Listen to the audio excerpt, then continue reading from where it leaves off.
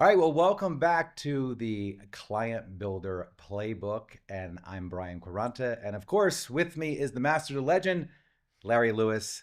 Uh, and today we're talking about probably one of the most important things, and that is a process. Now, I know a lot of you are probably thinking, well, I have a process, I work a process all the time, but we have seen from working with hundreds of advisors that typically they don't. Right, But you teach a process, right. the Client Builder process. And I want to talk a little bit about that. And I guess, what is a process? Why do you guys think they have a process, but they really don't? What's your take on that? Well, let's think about it first of all. I mean, if you have a business and a financial planning firm is a business, Mhm. that business is nothing more than an amalgamation of different processes. Yep, Every true. business. I don't care whether you're going to your dentist, I don't care whether you're going to Amazon.com, but every business is nothing more than an amalgamation of processes.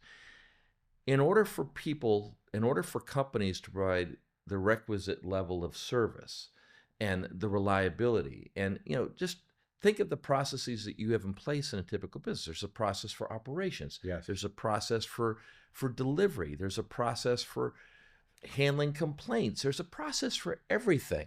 But yet, for some reason, if you look at your typical sales guy, they're out there winging it. Right. They don't have a process at all. Now, some advisors do have a process. Problem is, it's antiquated Hmm. and it doesn't do anything to differentiate you Right. from your competition, nor does it really draw the client in. It's really, well, let's call it for what it is. It's nothing more than a method of gathering the information that you need to put together a retirement plan. A fact finder. I mean, that's all it is. Exactly. I mean, and look, full disclosure, I didn't have a process 10 years ago. That's why I sought you out, Right. because I was frustrated. I was seeing a lot of people, but I didn't know where I stood in the conference room with people. Meetings would end, and are they going to come back? Are they not going to come back? They said they're going to come back, but are they going to cancel? And I wasn't really sure where I stood with them. I wasn't really sure where I was going with them. I've got all their information now. Are they really looking for what I have? Are they not? Right. Because it was just, well, how much do you have in your retirement account? Okay. All right. My team and I will take a look at this. But I didn't really understand what was what the real pain was. No. And I didn't really understand what pain was until I met you. Right. Now, let's talk about that for Yeah. a minute. So, we've talked about that in previous podcasts, the importance of uncovering pain. Yes, correct. And our definition of pain is a personal, compelling, emotional reason for your prospect to take action in terms of either making you their advisor or changing who they're working with, Mhm. or changing. And let's face it, there's a big change as we go from the accumulation phase of financial planning to the spending phase of financial planning. So we have to get people to start thinking differently.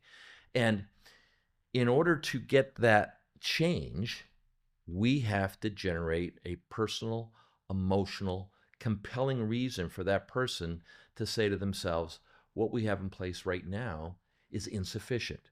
Yep. We need to work with somebody who can make some of these changes for us. Now, frankly, if a financial advisor uses a process, the process they use was all geared around gathering the data, gathering the list of all the assets. We're asking them, so what are your goals? But goals are fact finding too, unless you do it the right way. Unless you do it the right Yes. way, because most of them don't go deep enough. They stay on the surface. Goals and What do you objectives want are to do? You want to important. travel? You want to give the charity? And people Right. think they're gathering their goals. You haven't gathered goals. No. You've gotten them to acknowledge something, but getting someone's real goals is when they can feel it. That's right. You have to drill down on that. Yeah. And we have a technique we call the diagnostic drill, which is designed to bring those goals to life and get people truly thinking about them, so that the more they think about it, the more they're starting to live that Hmm. experience and they're starting to get excited about it. And that's what brings what's off into the future to the present, where they say, yeah, we want to retire sooner rather than later. And in order for us to do that, we need someone's help to make sure that those goals and dreams we have for retirement come to fruition. But the old process that most advisors use, where they do the fact finder, it all leads to a presentation of sorts. Right. It all leads Yeah. to the presentation of a retirement plan. Now, we're going to do that in our process as well. But the reality is that the presentation in and of itself is not where they make the decision. Yes, They've made right. the decision long before they get to that point. In other words, when they see your presentation, that should be a fulfillment that, oh, these guys understand me. They get me. They really know what we want our goals and dreams for retirement to be. Mm. They really understand what our fears and concerns are. And frankly, in their gut, most prospects done right have made that decision before they ever see your retirement plan. Now, the challenge we've got is that if all we do is just gather that data so that we can put together a retirement plan, we don't have the emotional connection that will cause that person to change. And what do we wind up doing? A lot of free consulting. And Okay. that is 10 years ago, I was doing a lot of free consulting. And the client builder process changed my life. It changed the life of the advisors that I've currently hired. So let's start with the first step in the process, which is preparation, Mm-hmm. right? That's the first step. And then let's go down through each step of the process and explain a little bit about what it is. Okay. So why is preparation important, and articulate that to folks listening? So it all goes back to the number one goal of that initial appointment, which is to uncover pain. Yep. So in order for us to uncover pain in that first appointment, which is what we do in the most important step in the process, the diagnosis step, we already have to think through and have some insight as to what a typical prospect, as they near the finish line of their working career, what are some of the fears and concerns that they're thinking about? What are some of the goals and objectives people have? And so, in the preparation step, first and foremost, we're looking at what I call common complaints. These are the complaints, the concerns that people have as they look out and they see, you know what? We're getting close. We hope to retire in the next 3, 4, 5 years. Um, if we're going to make that happen, we better do some planning now. So we give a lot of thought to what are the things that are on the prospect's mind as they near that point to where they're going to change from an accumulation strategy to a spending strategy. I will tell you Retirement. that when you had first shared with me the idea of common complaints, Mm-hmm. it was a paradigm shift, literally, for me in the way that things are done. And you had referred to it as chumming the waters. Mm-hmm. And I could never figure out how to move people off center sometimes. Right. And then when you started explaining common complaints and analogize it to chumming the waters, it was a moment in my career where it almost became the unfair advantage. Just that little piece of this whole process was common complaints changed everything. Well, it's interesting because when you're starting off with a prospect, it is a little bit of a fishing expedition, so to speak. True, And right? if you were to go fishing, and I use this analogy in my training program, if you were to go fishing, there's basically 3 decisions you're going to make at the start of a fishing trip. First decision is, where do I want to fish? Yeah. Okay. Because if I'm fishing in the ocean, I'm going to catch different fish than I'm fishing in a lake. Or if I'm fishing in a lake, I'm going to be fishing for a different fish than what I might be fishing for in a trout stream. Yes. So the first question is, where do I want to fish? Mm-hmm. The second question we have to answer is, who am I trying to catch? Okay. What's the demographic of the prospect? Now, Mm-hmm. in your business, you're not focused on the 20-year-old. You're No. not focused on the 30-year-old. You're focused on that person that's 55 and older that is thinking seriously about retiring in the near future. Mm-hmm. And so now the question becomes, if that's the fish I'm trying to catch, what is the bait? Mm. And think about it. Right. So true. I mean, when you go on a fishing trip, if you're not familiar with the lake or the stream you're fishing in, you typically stop at a bait shop or a tackle shop and you say, what are the fish biting on? and they're going to give you a recommendation. Well, through our training program, we give you those recommendations. These are the things that are top of mind for a prospect They're that not is, sure when to collect their Social Security. Um, they're not sure if they're going to have enough money to retire, or if they do retire, they're concerned about running out of money. And we've got a lot of these in the Client Builder Academy, we right? provide them all to you. But yeah, right. Well, and think about it. How many people during the accumulation phase have worked with an advisor who gives them some type of Monte Carlo analysis? And Yeah. that Monte Carlo analysis says, you have a 95% chance of, okay, but does that do what you do? It really doesn't. No. In fact, I was meeting with a traditional advisor recently, and Traditional advisor is defined as somebody that uses e-money, retirement analyzer, gives out these reports, does a basic fact finder, and also probably does mostly AUM or risk investments. yes, Yeah. stocks and bonds, Right. right? And what I wanted to know is, okay, and I was there on behalf of a loved one who's Mm-hmm. been working with his advisor for some time.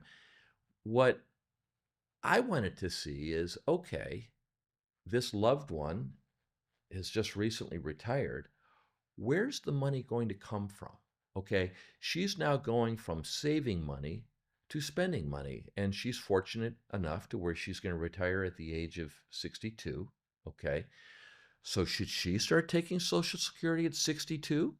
Or should she wait until full retirement age? Or should she wait until she's 70? Okay, that's the first question. So So that's a yeah, concern for yeah, her. right. Next question was, okay, she's going to need income. Where's that income going to come from? What funds that she has invested in with this advisor, what funds are they going to use? How is he going to create income from that and do it in such a way that it minimizes the taxes that she's going to pay over the course This of her poor retirement? guy, little does he know I that know. you're a trained assassin. It was frustrating for me. Was It it? Was it frustrating? it was hard because Yeah. I know what you do, Right. and I know what a real retirement plan looks like. Right. And right. so, that's what I have with you. Yes. And so I know in the back of my mind, okay, I know where that money's coming from. Mm-hmm. I have seen the spreadsheet. I know where we're drawing the income Yes. from. I know how that's going to impact. If I decide that, okay, I'm going to go buy a new car, Yep. which I just did. Right. I just bought a Yes. Toyota Land Cruiser, kind Right. of a retirement gift to Yes. myself, But that was a big chunk of money, Yes. 75K. Perfect for a guy that used to be a whitewater, rafting guide. I've had this car for 2.5 months. I Yeah. still feel like a badass behind the wheel. But, so I could then go to the retirement plan that you put together for me, and I could withdraw a $75,000 chunk from where that money is to come from and know, is this going to impact my retirement long term? Mhm. Am I going to run out of money? Is this the right place to draw from? What's the tax implications of taking that money from that account? Absolutely. I didn't see any of that with her. None of it. No, and it drove me crazy because I didn't feel, and candidly, he's done a pretty good job for I me. was going to say, because we've talked about this individual before. I mean, you've never shared their name or where they work or anything like that, but you've definitely shared that this individual has done really good for her. The money that she's had in the market with him has grown well, right? But now the game's changing. Exactly. Because we are shifting from accumulation to distribution. And so I'm getting the sense that what you witnessed in sitting in on this meeting with her is someone that truly didn't understand the distribution phase of retirement They didn't. at all. No. And, But to an untrained person, like this person we're talking about, right? And I'm talking about the person that went there with their money, right? She wouldn't know. No, she didn't know. In fact, she didn't know until after the meeting. And she looked at me and she says, "You really didn't like him, did you?" I said, "Was it that obvious?"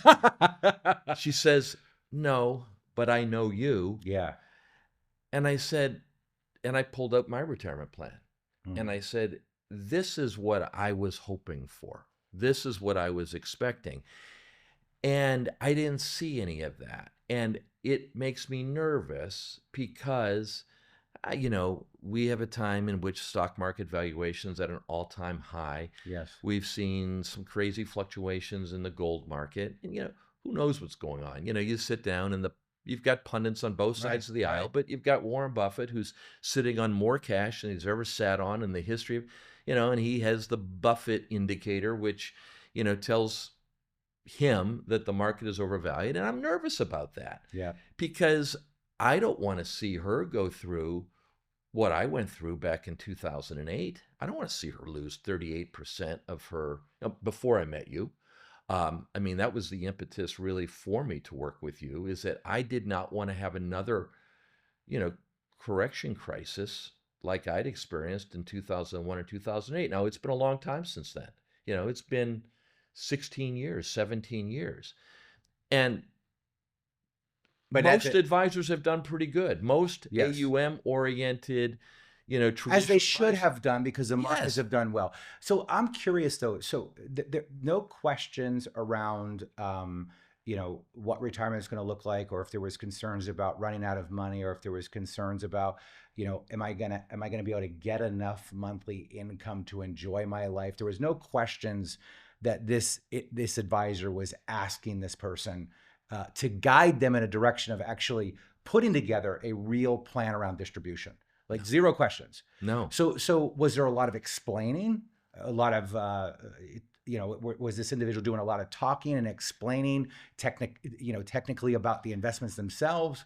A lot of discussion around specific funds and how well they've done. Okay. So we're Okay. talking a lot of conversation around performance. A lot of the All whole conversation was around performance. When I would pose questions on her behalf, because I know what I wanted to see, all I got back were generalities. wow. And, well, we'll deal with it when that day comes. And I'm thinking, well, maybe you haven't heard, but that day is here. Okay. Wow. So, Almost like a politician. It was softly deflecting it. here on election day, I hate to say that because most of us aren't really happy with our politicians, but yeah, I wasn't really happy with his visor the same way half the country's not happy with. So just out of curiosity, what was the explanation around how monthly income would be drawn? It was so generalized and so non-specific that I didn't get a good answer, which caused me to shut down and withdraw. And when I asked her at the end of that conversation, I says, "Do you feel like you understand?" What I realized is she simply has placed her trust in this guy. There you And go. That's what I was going to say. This all comes down to trust. it all comes down to trust. Now, because we've had a stretch of time that the markets have been pretty favorable Hmm. and he's done fairly well, that trust is there. Now, keep in mind, though, that if we are an advisor and they've been working with someone like this, your prospect has been working with someone like this, they have a long-standing relationship. Yes. You are trying to unseat that advisor. Yes. How in the world are you going to be able to unseat that advisor if you're not asking targeted questions that cause this individual to understand that they don't have the answers Yes. that they thought they had, that they need those answers? And so, again, when we So talk when your about our advisor has sales, shared with you on how you're going to generate monthly income and where those monies are going to be withdrawn from, what does that look like? exactly. And all of a sudden they realize, well, I don't know. He hasn't shared that with me. So that's another form of bringing out the difference between you and a traditional advisor. Yes. We call that the assumptive question. Right. But the goal here is that right out of the gate, we've got to do our preparation by understanding what's on the mind of our client, or what's on the mind of the prospect. Because if we want that to be a constructive conversation, we have to get them to quickly understand that there's a lot of questions that they have to address. now that they're almost nearing retirement that have not been addressed by their existing advisor. And so that's where we bring up the common complaints. Now, we do it in the form of a third-party story. Mm-hmm. And anytime that we want to basically show that they may not have all the answers, we don't want to say, well, do you know this? Do you know that? Because that becomes an attack. So just to kind of make sure that we're staying with the process, I just want to recap this first part. So the preparation phase really is about putting yourself in the mind of your prospect Right. to really think through what kind of questions are circling around their head that is causing emotional discomfort, Yes. right? Once you understand and you can visualize what those concerns might be, now you've got to turn those into common complaints, right? Correct. And once we have those, now we can be armed with Yes. the information to be able to go into the next phase, which is the diagnosis, Right. and start engaging in appropriate questions along with placing in these common complaints to drive a wedge essentially between them and their current advisor. Exactly. Okay, so we got preparation phase first, then diagnosis. We'll get to diagnosis in a minute, but I Yep. just want to give you an example. So, as you know, I play a lot of pickleball, Yes. right? And most of the guys that I play pickleball with are my age. And, I'm 68, obviously still working, because I like what I do. Don't need to, could have retired, but most of the guys I'm playing with are over 60. Okay. So they're either recently retired or thinking about retirement. Yep.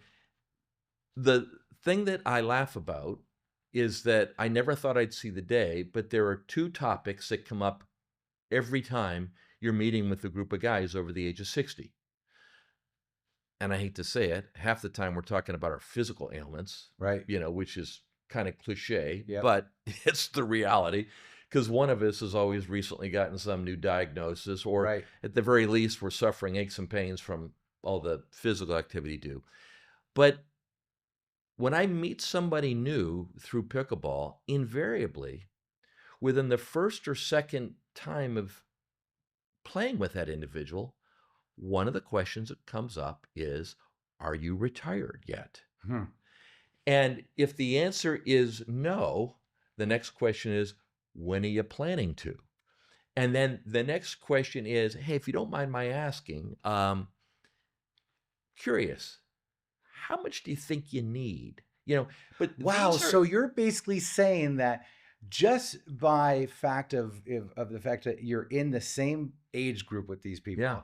and you're playing pickleball, and people are trying to find common ground with each other. Exactly. You're saying that just by it just naturally, essentially, these are common complaints. Exactly. So just through so if you think about it, it's just like, think about the conversation that they're having. Right. Those are the common complaints. That's exactly right. Yes.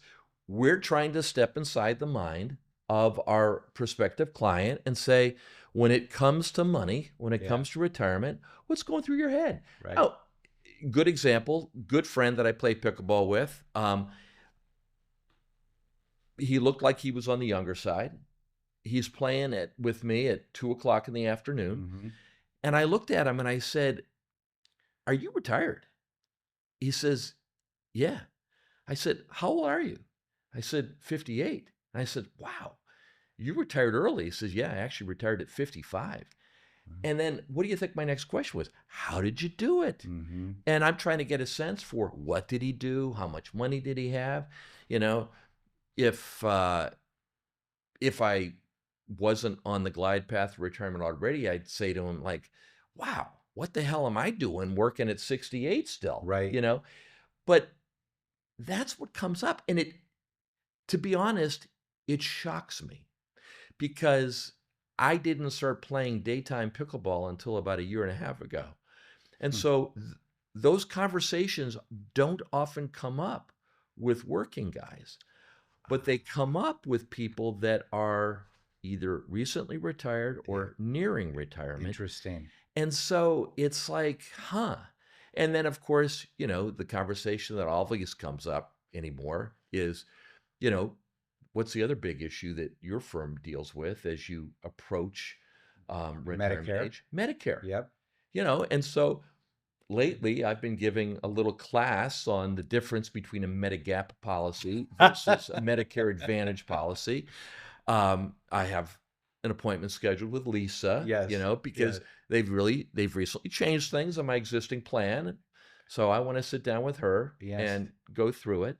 But my point here is I never knew until a couple of years ago that this is the kind of stuff that retired guys or soon to be retired guys talk about. That's right. So we have to capture that. And that becomes the common complaints or the bait that we use to steer the conversation in the direction of uncovering their pain. Again, Mhm. personal, compelling, emotional reason to change how they're currently investing or who they're investing with, and then take a deep dive into understanding the concerns that they need to be focused on today that they never worried about before. So I want to share something that, okay, so let's say I am brand new to pickleball, Hmm. okay? And I'm thinking about going and play pickleball with you for the very first time, all Okay. right? I've never played, right? Yeah. So I'm going to put myself in the state of mind of someone that's never played pickleball. And then I'm going to also then figure out if I was consulting with somebody because I sold a pickleball coaching course, right? Hmm. Uh, I might say something like this. So I'm thinking to myself, geez, I don't know what shorts to wear. I don't know what kind of paddle to buy. Um, I'm concerned. Am I going to have enough stamina to run the court for as long as I am? What other equipment am I going to need other than a pickleball? So now, if I'm the pickleball coach, I might say something like this. So, have you thought about the gear that you're going to be wearing at all for pickleball? Um, no, geez, I haven't. Now, when it comes to your pickleball paddle, have you decided on what manufacturer or brand you're going to use yet? Geez, no, I haven't. You see where I'm going with this? Yeah. Now, if Now, if I can pick up on that yes, analogy, if you're going to hire a pickleball coach, yeah, you're probably going to be able to figure out what outfits to wear, what paddle to buy. Well, the paddle, true, true. That's true. If you'll I'm figure already that at out. the point of getting a pickleball coach, Yeah, I might. but you will ask a pickleball coach, what's the best paddle for somebody at my skill level? Now, if I'm a pickleball coach, Yes. I'm going to say, typically when people come to me and they're considering a pickleball coach, the reason that they're doing it is they're frustrated by the fact that they love this game, but they don't seem to be getting any better. And they're Hmm. tired of getting their hat handed to them Yes. or dealing with that guy that all he wants to do is spike the ball. Right. And heck, they're afraid of taking one in the chest. And they want to know, how do I get to the next level? How do I accelerate my skills in such a way that I am no longer playing with the beginner set, that I can now start to see progress? And that's what causes people to get a pickleball coach, and that's what causes people to go to a clinic. All of a sudden the flip switches and they say, man, this is fun. This is great, but I want more than just a social game. I want to start maybe doing some tournaments, or I want to play with a group of guys where it's no longer playing patty cake, Yes. Yes. And it's the same stuff back in the day when we used to play racquetball. Yes. We'd have these questions of the better racquetball players. Like, Yes. how do you do that? Those were the common complaints or the common concerns on the minds of us. Like, we used to have those guys that we'd watch when we were over at the Oxford Club. And we're Yes. like, how the hell does he do that? Yes. How does he have that accuracy? Right. How does he get it to go there, when we can't? Those are the common complaints. Yes. So, And I share that with the audience because I want you to understand that if you like to fish or maybe you fly airplanes, just think about what you do, or maybe something you want to do, and think about the concerns you have around those things. And now you'll start to understand, oh, those are common complaints. right. That's how I take information and then turn it around to go, a lot of people that are considering flying for the very first time are nervous about what it's going to be like when they have to talk to the tower, when they're asking permission to depart, or they're asking permission to taxi.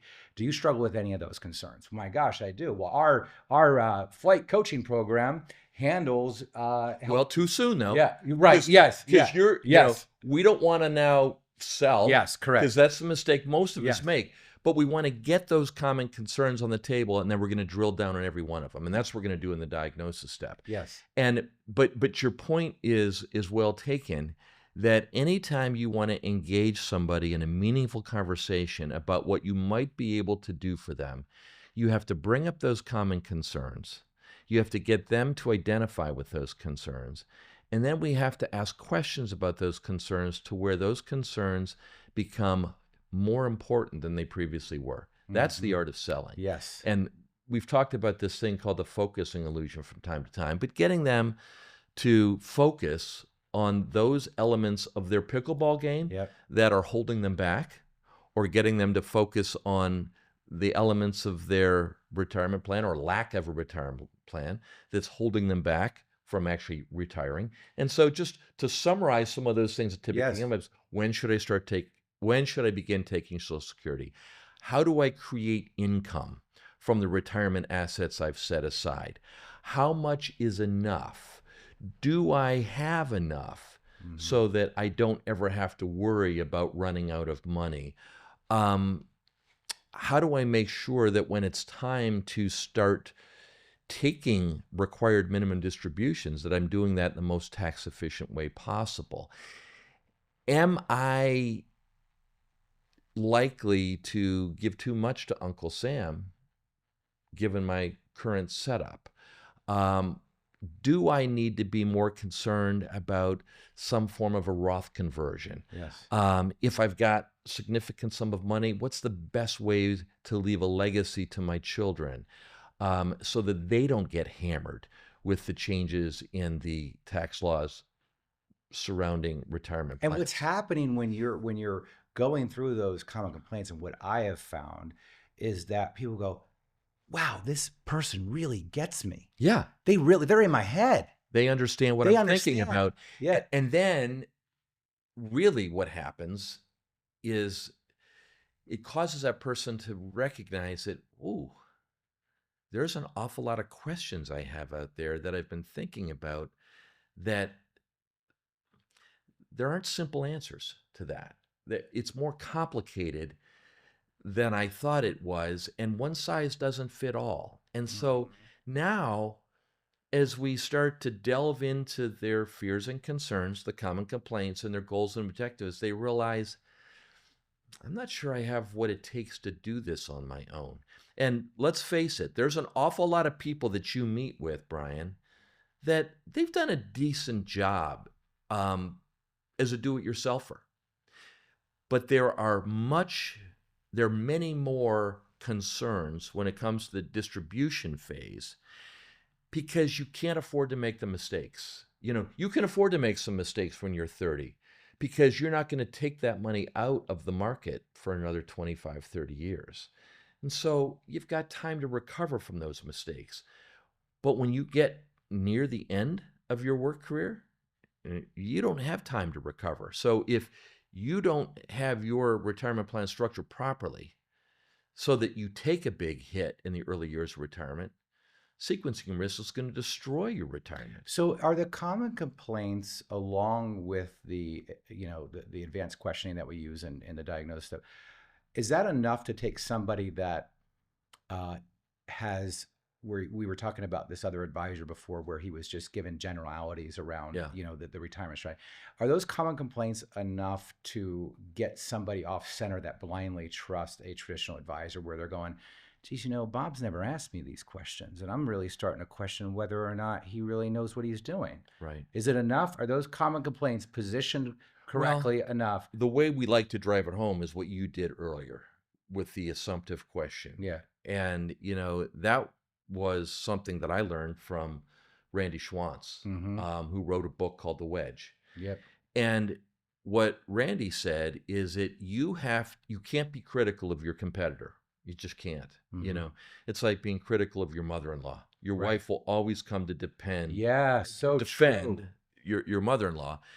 I mean, you're allowed to criticize your own mother, but your spouse can't join in, you know.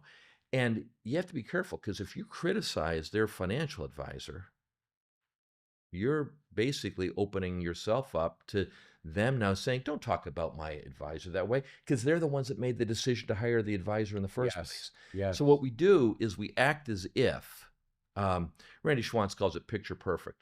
We act as if that advisor does what you would do. Right. And so you say, so Ah. when you sat down with your advisor and he put together a retirement plan for you that showed how you're going to create income from the retirement assets you've accumulated over the last 30 years, where that money is going to be drawn from, so that you never have to worry about running out of money, and so that you minimize the taxes that you're going to pay Hmm. when it's time for you to start taking required minimum distributions. What did you think of the plan? Now, you're acting as if that advisor did what you would do. Right. Right. And that's causing them to question And even they're more. saying, well, I don't think my advisor's ever done that. And S- then you feign surprise, and Yes. then you say, Mm. no, no. What I'm saying is, when your advisor did this, what did you? Well, he didn't do that. Hmm. Oh, well, maybe that's not a concern that you have. And then it always elicits saying, no, it's a major concern. Okay. And Can I ask what is that yeah, technique right there? Maybe that's not a concern. well, that's a takeaway. Okay, that's a Okay. true. That's a That's a form of takeaway. a takeaway. Okay. Another way of going for the no. Yeah. We're Okay. basically saying you don't care about this. Right. Okay. Which triggers psychological reactance to say, oh, no, yes, I do. Yes. Now, the other thing I want you to understand is that when it comes to common complaints, in addition to having a good set of common complaints and the assumptive question, which I just talked about, the other thing that we need to have is you need to know who your competition is. Mm. Because candidly, if you're dealing with that traditional advisor who is either an Edward Jones advisor or a Raymond James, you know that that person is likely to be all in stocks and bonds. Yep. There has not been any specific income strategy established on how they're going to take that money and create an income stream. They've never really probably seen a retirement plan. So we have to know that. So we have to know that in the if they're working with an advisor in your market area and they tell you that they're working with that advisor, you know from past experience that the advisor has probably missed some of the things that you would do, which we can then incorporate into our 30-second So that's a qualifier great piece of or our advice assumptive because question. what you're sharing there is make sure that during that first meeting or introductory meeting, whatever you call it in your practice, um, try if they brought a statement in, try to look at that and figure out who are they working with. Do I know this person? Right. Are they with a big brokerage firm? They don't bring statements. Try to get some questioning around that to try to find out who they're working with prior to getting into these common complaints so you can properly position those complaints the right way, right? Because if Exactly. they're working with someone similar to you, it's not going to be as effective as if they're working with someone that is with a big box financial firm doing just assets under management or something. And if we know they're with that big box firm Yep. or with the Edward Jones, Raymond James, we know that they probably have been told some mistruths about annuities. Yep. We probably know that they're going to be all in stocks and bonds Yep. when I don't know why anybody would not want to take the safe money portion of their portfolio and not put that in an annuity. To me, that just, and It's mind blowing. So just to wrap up this segment here, so we were really hammering down on the preparation step today. Is there anything else in the preparation step other than really thinking through a good, solid set of common complaints that we need to do in the preparation step? So we talked about the common complaints. Other preparation would be if you can know in advance who they're working with. hmm What about the person themselves? Any preparation on that? Could you look up on LinkedIn who these people are, or you absolutely Facebook? can. Okay, and And what kind of advantage would that give you? Just know. so it's going to give you some insight as to what common complaints are likely to have. Mm-hmm. So, for example, let's suppose somebody comes from a section of town that, it's more middle class, their concerns are going to be geared more around things like, do I have enough money to retire? When should I take Social Yeah. Security? Because based on where they live or based on what their career was, we can get a sense as to what common complaints they're likely to have. If you see that, and we'll take our area, if they come from Treesdale, for Right. example, Right. much more upscale neighborhood, they're not going to be concerned about whether they have enough. They probably have enough by Yeah. virtue of the fact that either based on where they live or based upon what their career was, that's not going to be a concern. But if they're a high net worth individual, now the common complaints are going to steer more in the direction of how do you leave a legacy tax efficiently? Yes. Is a Roth conversion something they should Yes. consider? And so it helps us in choosing the right bait Mm. to engage them, Yeah. because a Roth conversion is not going to be something that the person that has $500,000 in retirement assets, they're probably not going to be thinking about that. If they have 2.5 million, 3 million in retirement assets, that's now on their radar. And so it helps us to choose the bait that we're going to use to engage them in a meaningful conversation around those concerns. It's no different, Brian, than when we decide on what bait we're going to use to catch the fish we are hoping to catch Mm-hmm. on a fishing trip. Because, you know, you're not going to use the same bait Mm-hmm. to catch a steelhead in Lake Erie or Lake Huron, or a salmon in, the Great Lakes, Correct. as opposed to catching a trout in a trout Yeah. stream, Yeah. or, a bluegill, which you're going to catch in your, the neighborhood pond. So if we can get a sense for the type of fish we're looking at, now we have a better sense on what bait to use to get them engaged. Well, we're going to continue to talk about the process because it is the most important part of all of our practices. And we've talked about preparation, which is the first step.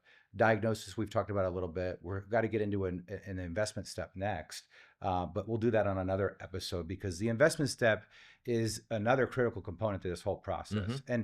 And I think one of the great things about also having a process that I want to share with you is if you're helping coach other advisors in your practice, or maybe you're a firm owner and you're thinking about hiring advisors, how do you know if they're doing the right things in the conference room? And again, when you have a process, what you really have is a common language to understand what took place in that meeting. Or if you're using any type of transcription software or anything like that today, which is very popular with AI, the transcription software can even tell you, hey, this individual did not go through the investment step or the commitment step, or and so you can program those things in, which becomes extremely valuable if you're maybe the sales manager at the firm. But again, if you want to dig really deep on this stuff and geek out on it like I do, go to Client Builder Academy and get into that academy, and you can do a self-study, but we'll leave information in the show notes, some links and stuff where you can get the book, you can get to the Client Builder Academy. But I want to thank you for joining us again with the master, the legend, Larry Lewis, for another episode of the Client Builder Playbook.